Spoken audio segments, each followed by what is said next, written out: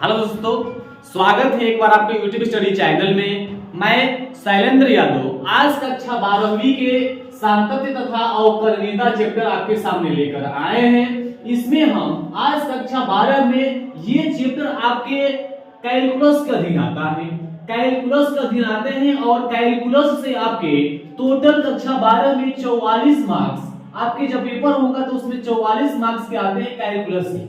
इस कैलकुलस में जो चैप्टर है आपके कौन कौन से होते हैं, तो सातत्य तथा अवकलनीयता एक चैप्टर हुआ, उसके बाद से अवकलन का अनुप्रयोग होगा, तीसरा चैप्टर समाकलन होगा, चौथा समाकलन का अनुप्रयोग होगा, एक अवकल समीकरण होगा। यही 4-5 चैप्टर से मिलकर के आपके टोटल 44 नंबर का पेपर में सवाल देखने को मिलता है। तो इसमें आज इसी के क्रम में आज पहला चैप्टर इसमें सातत्य तथा अवकलनीयता आपके सामने प्रारंभ करेंगे। इसमें पहले हम सातत्य के बारे में जानेंगे। सातत्य क्या होता है? आपके जो एक्सरसाइज 5.1 में सातत्य तथा अवकलनीयता से आपको 32 क्वेश्चन देखने को मिलेगा और 32 के 32 क्वेश्चन आपके मात्र एक ही विधि से एक ही तरीके से सातत्य तथा सातत्य में सतत दिखाने के लिए आपके आएगा। देखिए, सातत्य कहे चाहे सतत कहे चाहे कॉन्टिन्यूअस, इसी का अंग्रेजी कॉन्टिन्यूअस कहे, वो तीनों आपकी बात एक ही है। तीनों तरह की बात आपको एक ही तरफ ले जाता है। तो देखिए, सबसे पहले जो क्वेश्चन आते हैं उसमें हर टाइप हमेशा पूछता है कि एक फलन दिया रहता है और उसमें पूछता है कि दिखाइए कि यह फलन सतत है कि नहीं है। किसी बिंदु को उल्लेख करेगा, इस बिंदु पर x बराबर 1 पर, x बराबर 5 पर, x बराबर 10 पर कोई बिंदु है और उसमें आपको दिखाना पड़ता है कि फलन सतत है कि नहीं है। तो सबसे पहले हम ये जो सातत्य है, इन सातत्य के बारे में जानेंगे। ये सातत्य है तो क्या है? सातत्य कहे चाहे सतत कहे, बात दोनों एक ही है, या इसके अंग्रेजी कॉन्टिन्यूअस कहे। ये है क्या? कोई फलन सतत है कि नहीं है, इसका मतलब क्या हुआ? सतत मतलब क्या होता है? तो सतत का मतलब कॉन्टिन्यूअस है और इस सतत को सबसे पहले हम एक ग्राफ के माध्यम से देखेंगे। ग्राफ के माध्यम से समझेंगे कि सतत ये है तो क्या है। जैसे देखिए, दैनिक जीवन में कुछ उदाहरण बता रहे हैं आपको सतत के बारे में, ताकि जो आपको समझ में आएगा। जैसे मान लीजिए कि कहीं हम किसी बिंदु से हमने अपनी यात्रा प्रारंभ की, कहीं जा रहे हैं। जब कहीं जा रहे हैं, हमारी यात्रा अगर कॉन्टिन्यूअस है, लगातार है, अगर हमने कहीं रुका नहीं, रास्ते में कहीं नहीं रुका, लगातार चलते गए, तो हम कहेंगे कि हमारी यात्रा कॉन्टिन्यूअस थी, हमारी यात्रा लगातार थी।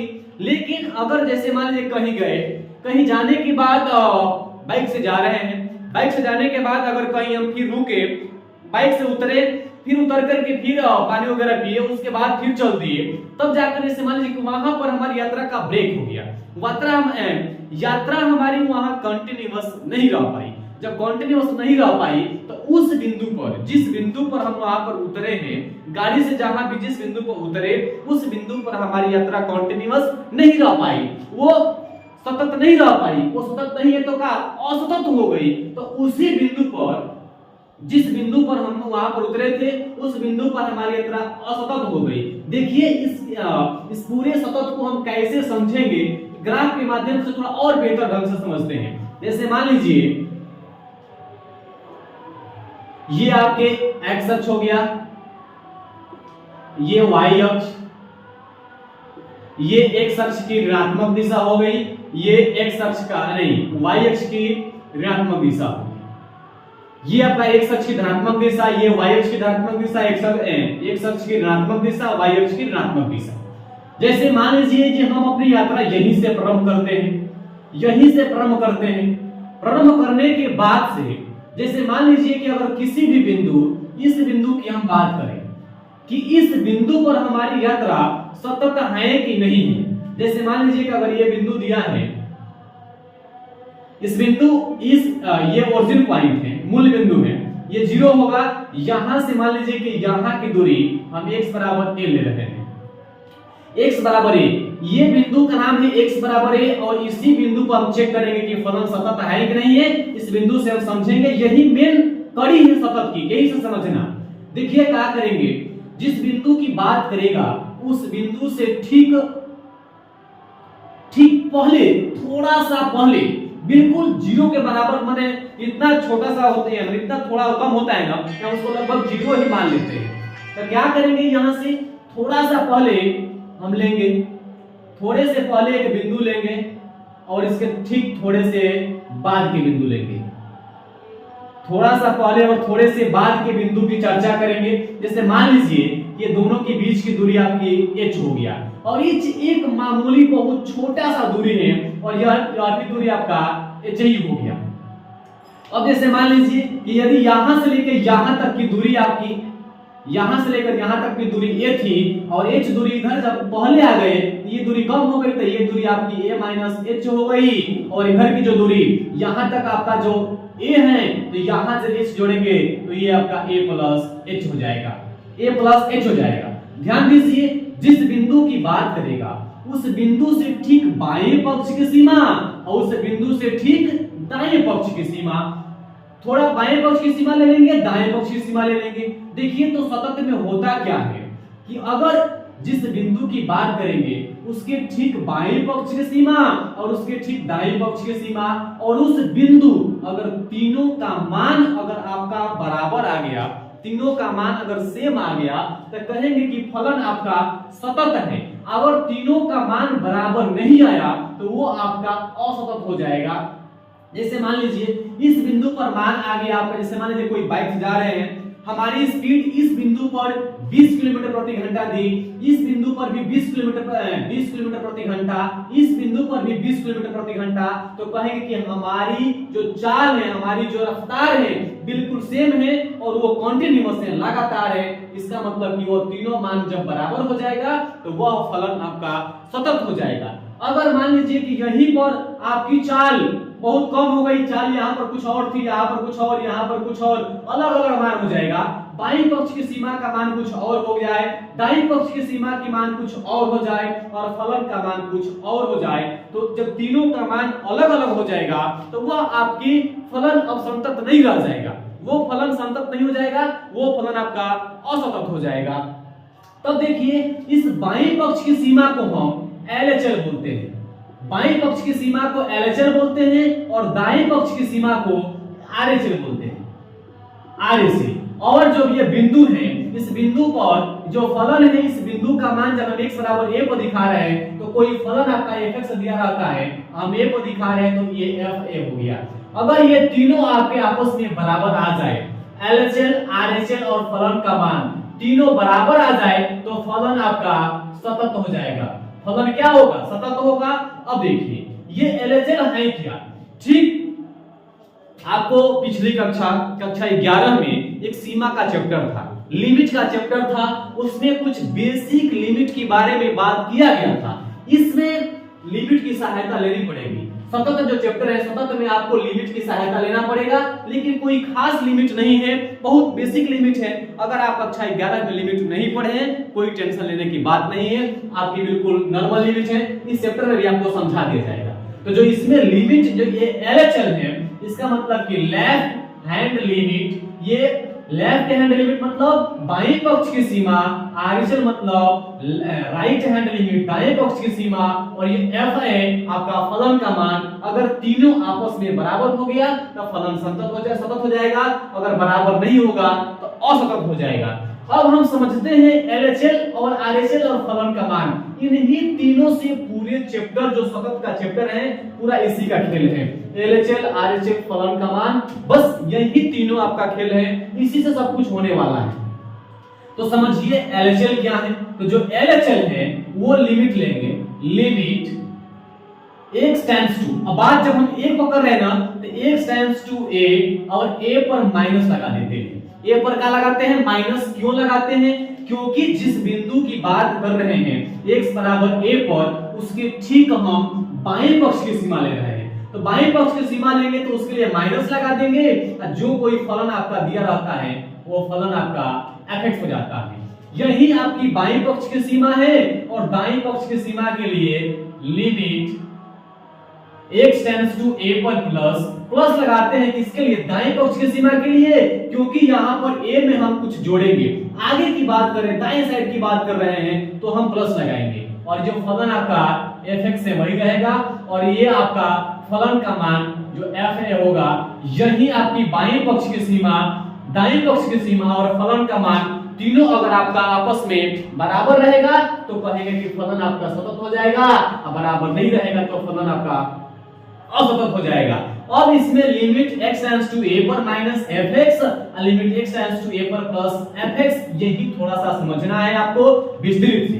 देखिए इसमें क्या करते हैं, अगर ये आपका जो बाईं पक्ष की सीमा है उसमें से जब हम एक अल्प दूरी जब h घटाए हैं तो वो आपका अब यहां से लेकर के यहां तक की दूरी आपकी a माइनस h हो गई। यहां से आपको समझिए, थोड़ा सा इसको हम इरेज करते रहे, समझिए इस बात को। अगर यहां से आपका x का मान अब a माइनस h हो गया, x का मान आपका a माइनस h हो गया। अब देखिए, और जब बाएं पक्ष की सीमा रही तो वो आपका x का मान, अब बाएं पक्ष की सीमा यहां से लेकर यहां तक की मान अब a प्लस h हो गया, और h का मान लगभग आपका 0 के बराबर ही है, 0 के बराबर है, क्योंकि आप x बराबर a की बात कर रहे हैं, बिंदु x बराबर a की बात कर रहे हैं। h एक मामूली छोटा सा बहुत दूरी है, हम बार बार कह रहे हैं कि x एक मामूली बहुत छोटी सी दूरी है, ये लगभग 0 के बराबर ही है।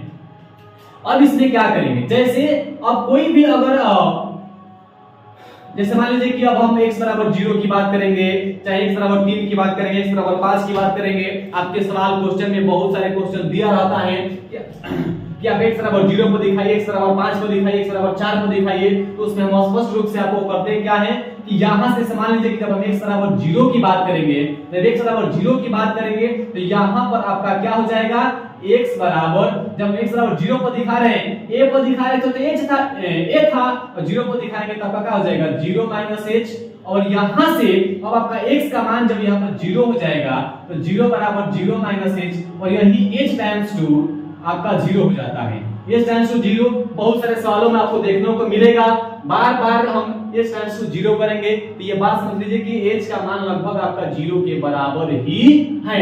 चलिए बात कितना समझ गए, सतत की बात थी कि बाएं पक्ष की सीमा, दाएं पक्ष की सीमा, फलन का मान अगर आपस में तीनों बराबर आ जाएगा तो फलन आपका सतत हो जाएगा।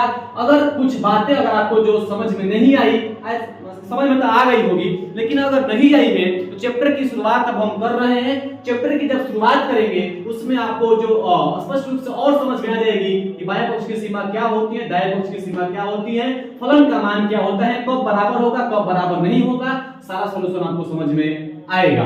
चलिए देखिए इसमें, इसके बाद हम आपको एक उदाहरण पेश कर रहे हैं, उदाहरण दे रहे हैं ताकि उदाहरण से आपको समझ में आए कि कौन फलन सतत कैसे होगा कैसे नहीं होगा। जैसे मान लीजिए, मिटा दें थोड़ा इसको, कोई भी फलन आपका दिया fx बराबर 5x माइनस 3, 5x माइनस 3, और पूछ रहा है कि x बराबर 0 पर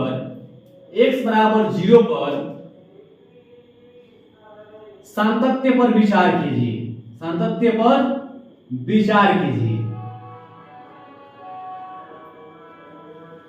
सातत्य पर विचार करना है कि क्या जो फलन आपका fx बराबर 5x माइनस 3 x बराबर 0 पर सतत है कि नहीं है, सतत है कि नहीं है, ये आपको, अब हम इसको fx बराबर 5x माइनस 3 x बराबर 0 पर सतत है कि नहीं है, हम क्या करेंगे कि आपकी बाईं पक्ष की सीमा, आपकी दाईं पक्ष की सीमा और फलन का मान तीनों आपस में बराबर को दिखाएंगे कि बराबर है तो सतत है, बराबर नहीं है तो सतत नहीं है। तो बाईं पक्ष की सीमा लिख लेंगे कि सतत होने के लिए, सतत होने के लिए क्या आपकी बाईं पक्ष की सीमा LHL बराबर होना चाहिए RHL, और ये बराबर होना चाहिए किस पर, F0 पर, x बराबर जब 0 पर दिया है F0, ये तीनों मान आपका बराबर होना चाहिए, बराबर होगा तो सतत होगा, बराबर नहीं होगा सतत नहीं होगा। तो इसमें क्या करेंगे, LHL का मतलब अभी आपको समझाए थे, लिमिट x टेंड्स टू, अब देखिए यहां से जब 0 पर दिखाना है तो 0 पर माइनस फलन आपका fx रहेगा, ये LHL है। RHL का मतलब कि लिमिट x टेंड्स टू 0 पर प्लस फलन fx हो जाएगा, और ये आपका फलन का मान f0, तीनों बराबर होना चाहिए। इसमें क्या करेंगे, जब देखिए यहां से अब हम 0 पर दिखा रहा है, जैसे मान लीजिए कोई बिंदु आपकी यहाँ पर 0 है, तो 0 पर दिखाएंगे तो आपके 0 माइनस h लेना पड़ेगा और 0 प्लस h लेना पड़ेगा। तो यहां से क्या करेंगे कि जब x का मान देख लेना यहां से कि x बराबर 0 पर, तो जब देखें क्या करेंगे x बराबर बाएं पक्ष की सीमा निकालेंगे तो 0 माइनस h कर देंगे और दाएं पक्ष की सीमा के लिए x बराबर 0 प्लस h कर देंगे। अब क्या करेंगे इसमें कि अब यहां से देखिए अगर यहां से x के जगह पर जब हम 0 लिखेंगे तो 0 तो ये कितना हो जाएगा 0 माइनस h, तब फिर h आ जाएगा तब h टाइम्स टू 0 हो जाएगा, h टाइम्स टू 0। तो यहां से देखिए अब बाईं पक्ष की सीमा के लिए लिमिट h टाइम्स टू 0 फलन आपका f।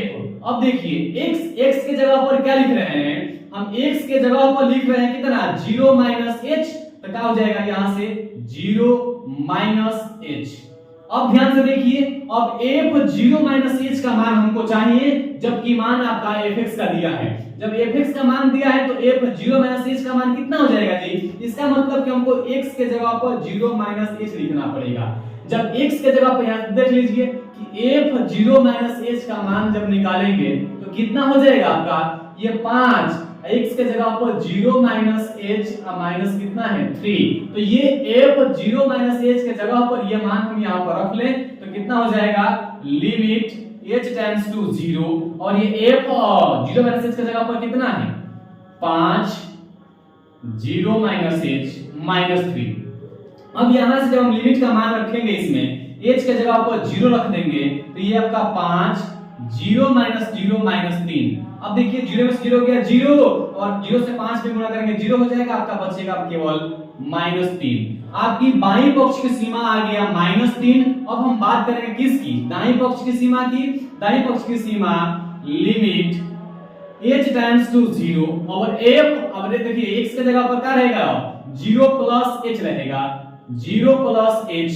अब क्या करेंगे कि x के जगह पर आपका 0 प्लस h आ गया, यहाँ पर x के जगह पर क्या लिखेंगे 0 प्लस h, तो इसका मान कितना हो जाएगा देखिए यहाँ से 5 x के जगह पर 0 प्लस h हो जाएगा, तो यहाँ से लिमिट h टाइम्स टू 0 और ये आपका जब लिखेंगे 5 x के जगह पर 0 प्लस h माइनस 3। अब यहां से लिमिट का मान प्रोवाइड करिए इसमें, जब h के जगह पर 0 रखेंगे तो पूरा 0 हो जाएगा, 0 से 5 में गुणा करेंगे 0 हो जाएगा, आपका मान माइनस 3 आ जाएगा।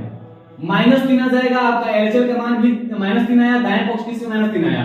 अब हम फलन f0 की मान ज्ञात करेंगे, इसका मतलब कि आपका fx के मान 5x माइनस 3 है, तो x के जगह पर 0 रख दीजिए तो आपका f0 का मान निकल जाएगा। तो यहां से रखिए f0 बराबर कितना हो जाएगा यहां से 5 गुणे x के जगह पर 0 और माइनस 3, ये आपका पूरा 0 हो जाएगा, ये माइनस 3 आ जाएगा। अब देखिए ये आपका बाईं पक्ष की सीमा, दाईं पक्ष की सीमा और ये फलन का मान तीनों आपका आपस में बराबर आ गया। इसका मतलब कि आपका LHL बराबर RHL बराबर f0, तीनों मान आपका आपस में क्या आ गया बराबर आ गया। अतः फलन fx x बराबर 0 पर, अतः आपका फलन fx x बराबर 0 पर सतत है। कह रहा था कि सतत है, सातत्य का विचार कीजिए तो आपका फलन किस प्रकार का है सतत आ गया। ये आपका एक उदाहरण से आपको समझाया गया। अब समझिए, अब एक और बात समझिए कि सतत कोई फलन कुछ महत्वपूर्ण बिंदुओं को हम याद करेंगे, कुछ महत्वपूर्ण बिंदुओं को याद करेंगे जो हमेशा सतत ही होता है। जैसे में आपको देखिए यहां से समझा रहे हैं, कोई भी त्रिकोणमितीय फलन, कोई भी त्रिकोणमितीय फलन कोई भी त्रिकोणमितीय फलन सदैव सतत होता है। अब देखिए जैसे आपका कोई त्रिकोणमितीय फलन दे देगा, अब पूछेगा कि बताइए कि यह फलन सतत है कि नहीं है, तो वह आपका फलन जब त्रिकोणमितीय फलन है तो वो हमेशा आपका सतत फलन ही होगा।